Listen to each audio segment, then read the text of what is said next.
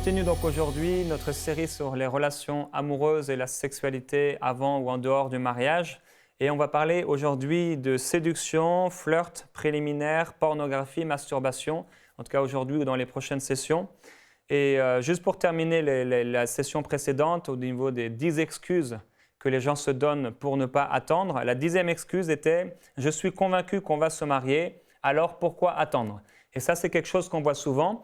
Les gens se disent, mais finalement, moi, on s'aime tous les deux, on est peut-être même chrétiens tous les deux, et on sait qu'on est fait l'un pour l'autre. Alors, pourquoi on devrait attendre le mariage pour pouvoir avoir des relations sexuelles? On s'aime, alors on aimerait avoir ça.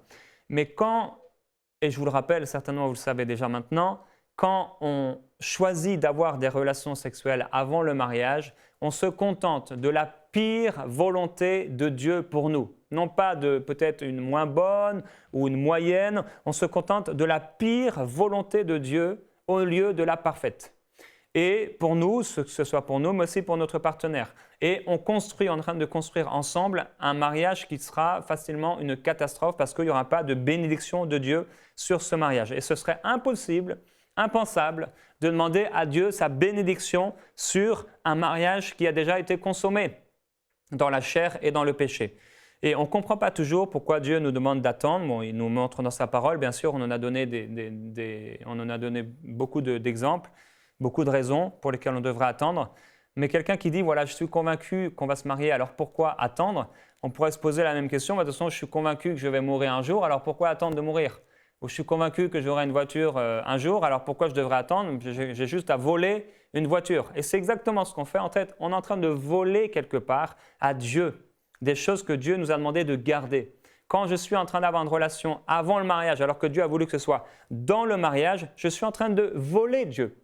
Je suis en train de voler un héritage, une bénédiction que Dieu a donnée dans le mariage et je suis en train de la voler à Dieu. Donc, littéralement, lorsque j'ai des relations sexuelles en dehors du mariage, je suis en train de voler Dieu. Je vole Dieu d'une bénédiction qui était à moi, oui, mais elle était faite pour être dans le mariage. Et c'est cet exemple du fils prodigue. Il était là, il a demandé son héritage avant le temps. Normalement, un héritage, on l'a à la mort de son parent. Mais lui, il a demandé avant son temps. Et qu'est-ce qu'il a fait? Il s'est retrouvé à vouloir manger ce qu'on apportait au cochon et il s'est repenti. La Bible dit qu'il est rentré en lui-même et il a dit « Mais j'étais si bien chez mon père. J'étais si bien chez mon père. » Et il y a beaucoup de gens qui se sont donnés, ils ont offert leur corps, ils ont voulu manger la bénédiction avant le temps, avant le mariage. Et au bout d'un moment, ils se sont dit, mais c'était tellement bien de pouvoir être pur. C'était tellement bien lorsque j'étais vierge, lorsque je m'étais gardé, j'étais pur. Et maintenant, voilà, mon corps a été souillé par quelqu'un qui n'est pas mon mari, qui n'est pas devenu mon épouse, qui n'est pas devenu mon mari. Et mon corps est maintenant comme souillé. Et voilà, je n'aurai pas la grâce de pouvoir m'offrir à quelqu'un dans le mariage en étant totalement pur. Et ça, c'est triste, ça, c'est malheureux. Donc, on a répondu assez rapidement à ces 10 raisons. Bon, il y en a une qui a pris plus de temps que d'autres, mais elle aux 10 raisons pour lesquelles il faudrait attendre, bien sûr, le mariage. Et on va répondre maintenant donc, à plusieurs questions au niveau de la séduction, du flirt, des préliminaires, de la pornographie, de la masturbation. La première question qu'on nous pose, puis-je utiliser la séduction pour entrer dans une relation? Dans Genèse au chapitre 3 au verset 13, on voit ici le premier séducteur qu'il y a eu sur la terre, qu'il y a eu dans ce monde. Il est écrit, « L'Éternel dit à la femme, « Pourquoi as-tu fait cela ?» La femme répondit, « Le serpent m'a séduite et j'en ai mangé. » Dieu n'utilise pas la séduction. Dieu n'a jamais utilisé la séduction. Dieu n'est pas un séducteur. Et dans ce monde, tous les gens, le monde d'une manière générale, les sociétés de publicité, tout est question de séduction. On essaie de séduire. En fait, la séduction est impure parce qu'elle a des motifs cachés. Ce n'est pas la communion, c'est la séduction. Et le premier séducteur qu'il y a eu, c'était le serpent. Il a séduit, ça veut dire qu'il a trompé. Dans la séduction, il y a en quelque sorte une tromperie. La fondation n'est pas pure. Proverbe 7, 21 nous donne cette image. Elle le séduisit à force de paroles, en parlant de la prostituée. Elle l'entraîna par ses lèvres doucereuses Il se mit tout à coup à la suivre, comme un bœuf qui va à la boucherie, comme un fou qu'on lie pour le châtier. Cet homme s'est fait séduire. Quand tu te fais séduire, encore séduire c'est une chose, mais se faire séduire, c'est nous amener quelque part où nous ne voulions pas aller. C'est ça la séduction. On nous amène quelque part où on n'avait pas décidé d'aller. Ça veut dire que quelque part, la séduction va aller au-delà de mon désir propre, au-delà de mon libre arbitre. Quand je me fais avoir par la séduction, je me fais donc séduire, je vais être amené dans un endroit où je ne voulais pas aller. C'est ce que fait la séduction. La séduction amène des gens dans un lit où ils n'auraient jamais voulu aller. La séduction amène des gens dans une voiture où ils n'auraient jamais voulu pratiquer ces choses. La séduction amène les gens là où ils ne veulent pas aller. Ève n'aurait jamais voulu manger de ce fruit si elle n'avait pas été trompée, si elle n'avait pas été séduite. La séduction est une forme de tromperie. Et le passage de Proverbes chapitre 7 continue au verset 25 en disant que ton cœur ne se détourne pas vers les voies d'une telle femme, ne t'égare pas dans ses sentiers, car elle a fait tomber beaucoup de victimes. Et c'est intéressant parce que dans le monde, on dit souvent, voilà, ce sont les hommes qui ont plus de désir que les femmes. Mais ici, dans ce passage, c'est cette maman, ces parents qui sont là en train de parler à leur fils, et on nous parle d'une femme, parce qu'il y a des femmes aussi qui sont de puissantes, entre guillemets, séductrices. Il n'y a pas que les hommes qui ont des désirs, il y a aussi des femmes qui ont des désirs. Et la Bible dit « Ne t'égare pas dans ses sentiers, car elle a fait tomber beaucoup de victimes, et ils sont nombreux tous ceux qu'elle a tués. Sa maison, c'est le séjour, c'est le chemin du séjour des morts. Il descend vers les demeures de la mort. » Ça veut dire qu'on entre sur ce chemin et on ne sait pas où il nous amène. On est séduit. On ne réalise pas qu'on est en train de prendre un chemin qui nous amène dans le séjour des morts, qui nous amène dans la tombe, qui nous amène dans la mort. Ça veut dire à regretter ce qu'on fait. Et la Bible donc nous encourage à ne pas suivre le chemin d'une telle femme, à ne pas nous faire avoir par la séduction. La séduction, c'est un procédé social. J'avais écrit un texte sur Enseigne-moi, qui a été aussi beaucoup partagé, près de 20 000 fois. Que faire face à la séduction? Êtes-vous un séducteur ou une séductrice? Et dans le monde, il y a beaucoup de séduction. La séduction, c'est un procédé social visant à susciter l'admiration, l'attirance ou l'amour d'une personne pour soi, et d'autre part, l'état des personnes éprouvant cette attirance. Donc la séduction, on peut l'appeler un flirt, et c'est comme un jeu finalement. Les gens soit souvent, ils le font parce qu'ils ont un esprit narcissique, donc ils sont amoureux d'eux-mêmes, ou parfois, ils ont un problème d'estime de soi. Des gens qui se trouvent moches, des gens qui se trouvent pas beaux physiquement, sont souvent des gens qui vont séduire d'autres personnes. Je me souviens d'une personne, entre autres, c'est une personne qui était vraiment obèse, et en France, c'était assez rare de voir des gens aussi forts. Et cette jeune femme qui était là, et pourtant elle avait des bonnes choses dans sa vie, etc. Mais elle marchait dans la séduction. Elle essayait de séduire tout ce qu'elle pouvait trouver. J'ai vu une autre femme, pareil. C'est une femme qui était aussi obèse et elle essayait de séduire n'importe qui. Pourquoi? C'est parce que ces gens avaient une mauvaise estime d'eux-mêmes. Alors ils essayent de séduire des gens pour finalement se sentir aimés. Mais nous savons que le Seigneur nous aime et son amour est suffisant. Le monde entier gît dans le péché, la Bible nous le montre, et le monde entier utilise des techniques de séduction.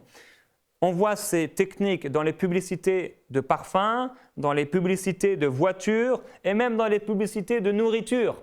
On nous montre des gens à moitié nus qui mangent des choses, mais pourquoi? Bien sûr, c'est la séduction. Partout, le péché est là, partout dans les médias, la séduction est là. En fait, on veut attirer. On veut attirer l'œil, on veut attirer le regard, on séduit les gens par ce qui frappe l'œil. Et c'est pour ça qu'on ne doit jamais construire une relation amoureuse par ce qui frappe l'œil. Bien sûr, on a des gens parfois qui nous demandent « Mais est-ce que je dois trouver beau ou belle la personne que je veux fiancer ?» Bien sûr, tu dois la trouver beau ou belle, même si elle va changer avec le temps. Mais si tu ne la trouves pas beau ou belle, tu vas entrer dans des tentations incroyables. Tu dois trouver beau la personne que tu vas marier, tu dois trouver belle la personne que tu dois marier. C'est tellement important. Mais on ne construit pas une relation amoureuse, si on peut parler de relation amoureuse, parce que ça dépasse ce qu'on entend maintenant par relation amoureuse, on ne peut pas construire un mariage, une alliance avec cette personne sur ce qui frappe le regard. C'est pour ça que ce qui m'amène vers une personne, ça ne doit pas être seulement sa beauté, ça ne doit pas être ce qu'elle porte, ça ne doit pas être ce qu'elle possède, mais ça doit être vraiment un appel divin que je ressens dans ma vie, mon témoignage intérieur. Ça doit être beaucoup plus que la forme, ça doit être le fond.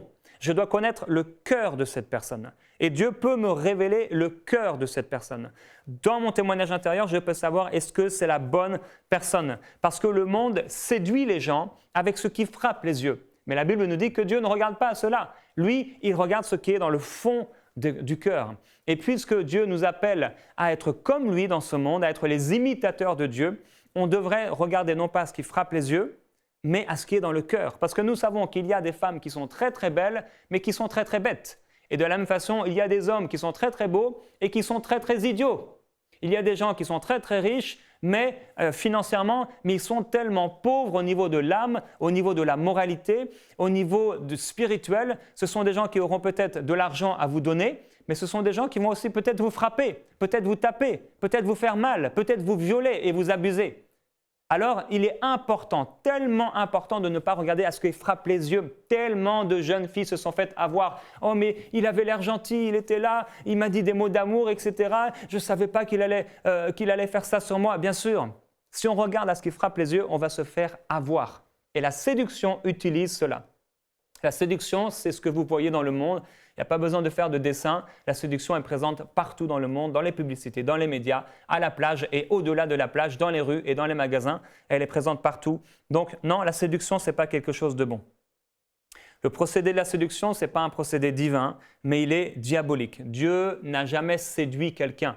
Dieu, il parle la vérité, il proclame la vérité. Jésus a déclaré exactement ce qu'il voulait. Il n'a pas peur, il se tourne vers la foule. Il dit, mais vous voulez me suivre? Renoncez à votre vie. Chargez-vous de votre croix, ça veut dire de l'appel de Dieu pour notre vie. Et ensuite, suivez-moi. Jésus refusait d'avoir simplement une foule qui le suivait. Bon, c'est pas grave, de toute façon, les gens sont là. Non, il parlait clairement aux gens. Il n'utilisait pas la séduction non plus pour attirer les gens. Il utilisait quoi? Il utilisait l'amour. C'est par amour qu'il attirait les gens. C'est parce qu'il aimait véritablement les gens qu'il s'abaissait vers le pauvre, qu'il s'abaissait vers quelqu'un qui avait besoin de guérison, qu'il s'abaissait vers les gens, qu'il multipliait les pains. C'était par amour. Ce n'était pas une technique de séduction. Aujourd'hui, le monde dit comment je peux m'enrichir, comment ma société peut prospérer. Ils utilisent des instruments de séduction, des moyens de séduction, des moyens de communication qui sont des moyens de communication de séduction. Jésus ne fonctionnait pas comme cela. Et même dans les églises, parfois, on utilise la séduction. On veut avoir les mêmes atouts que le Seigneur Jésus. On veut avoir les mêmes bénéfices que le Seigneur Jésus. Mais le moyen qu'on emprunte pour y arriver, ce n'est pas le bon moyen. Jésus utilisait l'amour pour attirer les foules. Et ce n'est pas qu'il voulait attirer les foules d'ailleurs, mais il utilisait l'amour et les foules étaient attirées. Et nous, parfois dans les églises, on veut utiliser la séduction, mais ce n'est pas la façon de faire de Dieu. La séduction est à proscrire, à bannir de notre vie. On devrait ne jamais fonctionner dans la séduction. Et je me souviens, lorsque j'étais jeune, lorsque j'étais au collège, je vous ai déjà dit, j'étais là, quelqu'un qui vivait de façon rétrograde, même si je parlais du Seigneur à tout le monde autour de moi. J'étais quelqu'un de séducteur. J'essayais de séduire toute personne féminine dans mon entourage, dans mon collège, que je trouvais belle. J'étais un séducteur. Et c'était vraiment, et parfois en fait, on réalise que ce sont des mauvais esprits. Des esprits de séduction qui s'attachent à quelqu'un, qui ne pense qu'à assouvir ses plaisirs ou à vouloir être aimé, parce que souvent c'est ça, on veut être aimé, on veut être apprécié.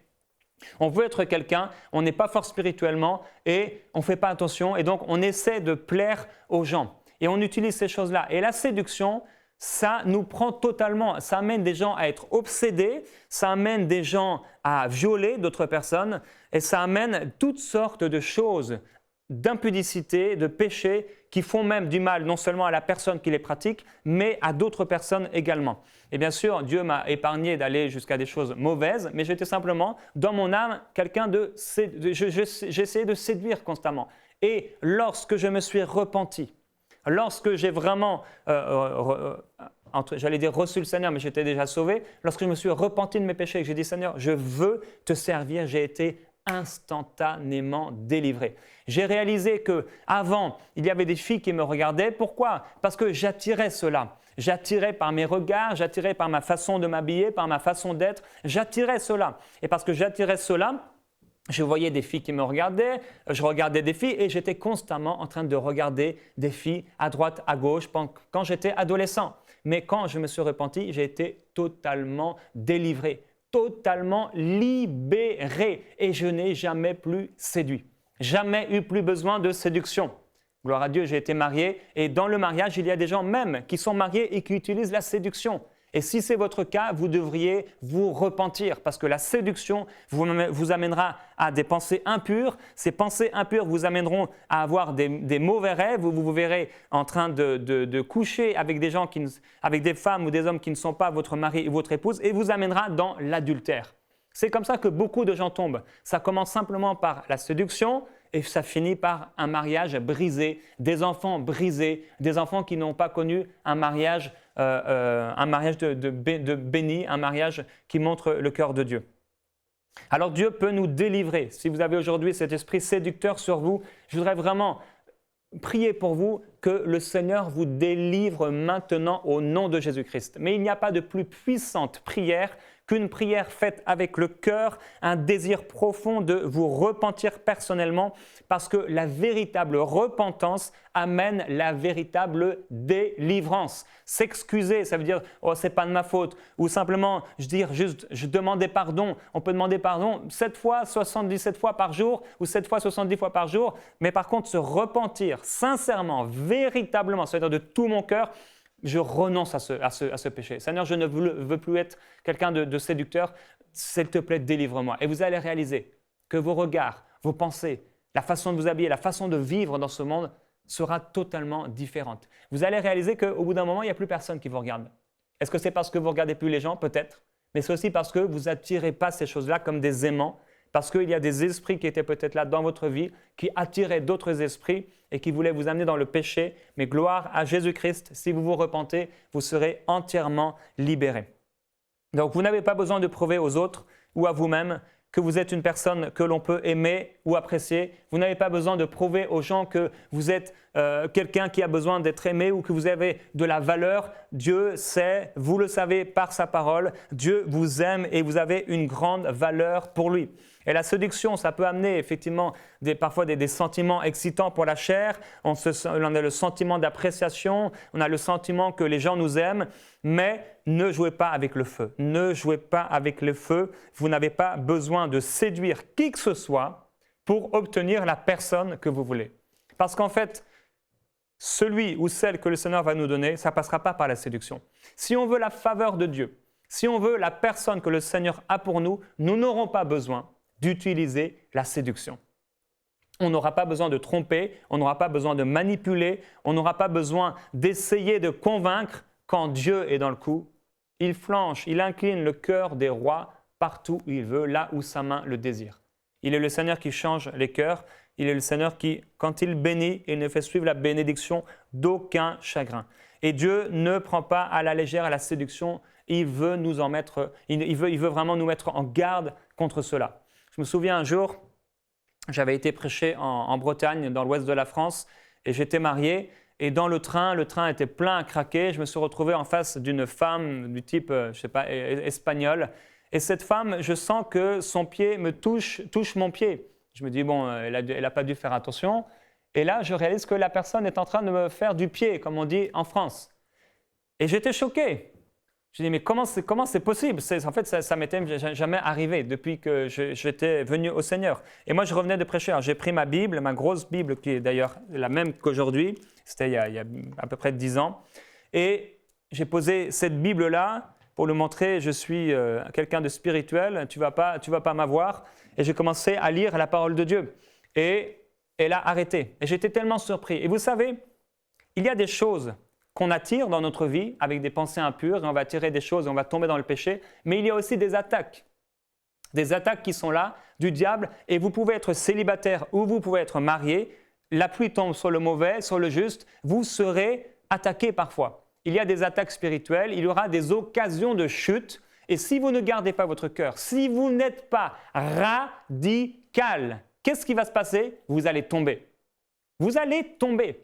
Il y a tellement de gens qui se sont fait avoir la langue doucereuse de cette femme qui est là. Et tellement de gens. La Bible dit qu'ils étaient nombreux, mais aussi un passage qui dit qu'ils étaient forts, tous ceux qu'elle a tués. Ils étaient forts. Il y a des gens qui pensent être forts et ne jamais pouvoir tomber. La Bible dit que celui qui est debout ne prenne garde de tomber. Voilà pourquoi il faut être radical. Voilà pourquoi il faut veiller sur soi-même constamment, régulièrement. On veille sur nous-mêmes et en tant que célibataire, on doit veiller sur nous-mêmes. Je dois faire attention de ne pas entrer moi-même par des convoitises personnelles qui m'amèneraient dans le péché, dans la mort, mais aussi si le diable rôde autour de moi comme un lion rugissant, et s'il cherche à me dévorer en amenant une personne avec qui je vais avoir des relations sexuelles, je dois veiller, je dois être radical. On doit savoir, si vous êtes à l'école, au collège, au lycée, dans une université, je ne sais pas, on doit savoir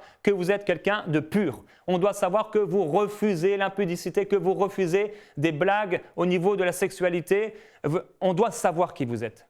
On doit voir Dieu dans votre vie. On doit voir que vous êtes la lumière du monde. Vous devez être une personne radicale. Si vous n'êtes pas radical, il sera tellement facile de vous avoir. Mais si vous êtes radical et que vous veillez sur vous-même, alors vous ne vous ferez pas avoir. Et ce jour-là, j'étais heureux lorsque cette personne est partie de ne pas être tombé, bien sûr, et j'étais heureux de ce que le Seigneur m'ait gardé. Parce que celui qui est debout doit veiller et il doit faire attention. Parfois, il y a des gens qui étaient là dans le travail, ils étaient chez eux, ils étaient au travail et un jour, quelqu'un passe comme ça au travail, un échange de numéros et c'est fini, un mariage détruit, une vie détruite. Et comme on dit parfois, on ne se retrouve pas dans le lit d'une personne comme ça. Non, ça commence par des convoitises, ça commence par des pensées.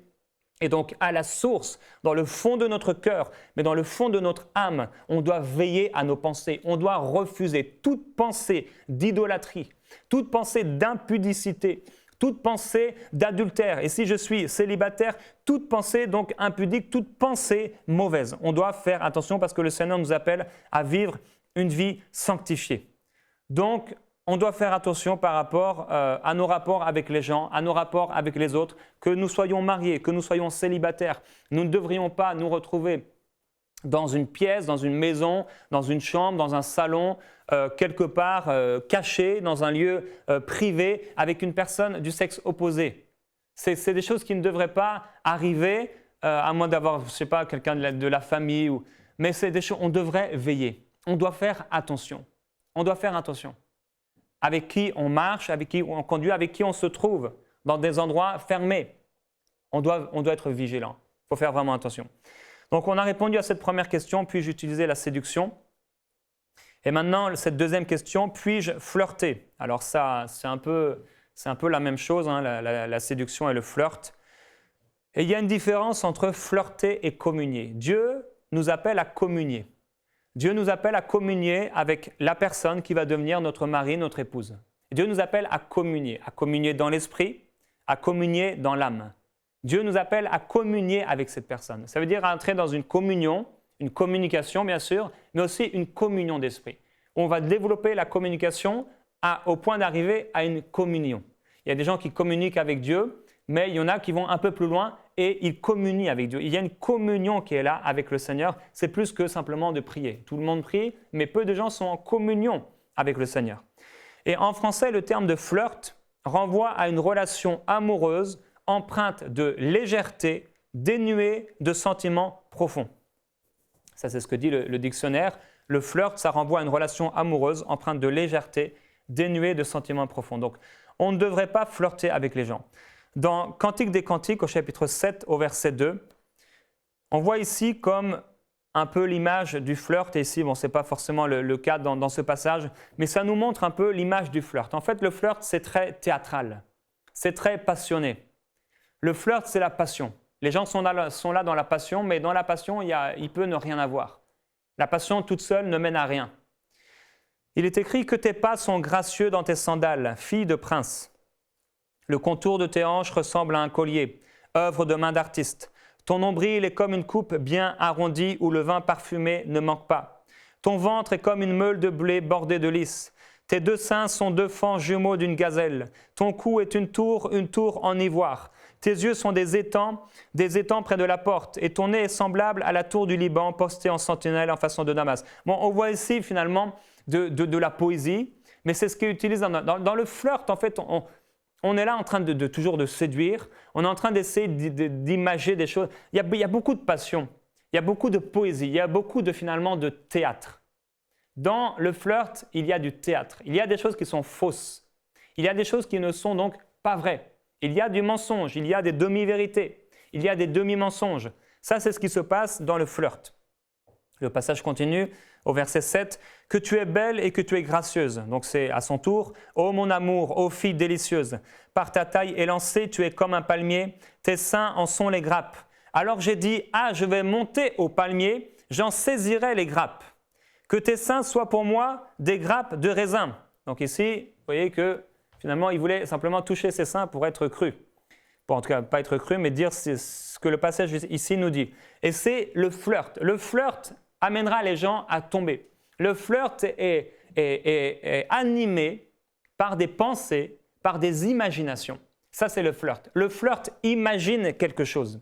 Il est là dans le flirt. Le parfum de ton souffle rappelle celui de la pomme, et ton palais distille le vin le plus exquis. Oui, un bon vin qui va droit à mon bien-aimé et glisse sur les lèvres de ceux qui s'assoupissent. On parlera des préliminaires après, dans la prochaine session. Moi, je suis à mon bien-aimé et c'est moi qu'il désire. Viens donc, mon bien-aimé, sortons dans la campagne, nous passerons la nuit. Et là, c'est ce que va faire le flirt. Le flirt va nous amener dans des situations comme ça, à passer, entre guillemets, la nuit à la campagne. Elle dit, nous nous lèverons au matin de bonne heure pour aller dans les vignes, pour voir si elles sont en fleurs et si leurs bourgeons sont ouverts, si déjà sont sorties les fleurs des grenadiers. Là-bas, je te ferai le don de mon amour. Donc là, cette personne, la Sulamite, parle de la perte de la virginité. C'est de ce dont elle parle ici. Les mandragores exhalent leur parfum. Nous avons à nos portes des fruits exquis de toutes sortes, tant anciens que nouveaux. Pour toi, mon bien-aimé, je les ai réservés. Ça veut dire je suis resté vierge. Et ici, ce sont les mots, ce sont les phrases, ce sont les paroles d'une fiancée qui veut se marier. Mais ces choses-là ne devraient pas se passer pour des gens qui ne sont pas mariés. Et ça se passe malheureusement dans le flirt. Le flirt nous amène à nous retrouver, entre guillemets, à passer la nuit dans un champ, à perdre notre virginité. Et ce n'est pas la volonté de Dieu. La volonté de Dieu, c'est que la virginité se perde dans le cadre du mariage. Et ce mariage sera béni. Et rappelez-vous, il y aura une bénédiction sur ce mariage parce que vous avez su attendre. Et on va continuer à répondre à plusieurs des questions qu'on a. Et la prochaine question qu'on traitera dans la prochaine session, c'est « Pouvons-nous faire des préliminaires ?» Cette émission est rendue possible grâce au précieux soutien des partenaires d'Enseigne-moi Canal International. Retrouvez tous nos programmes sur enseigne-moi.com.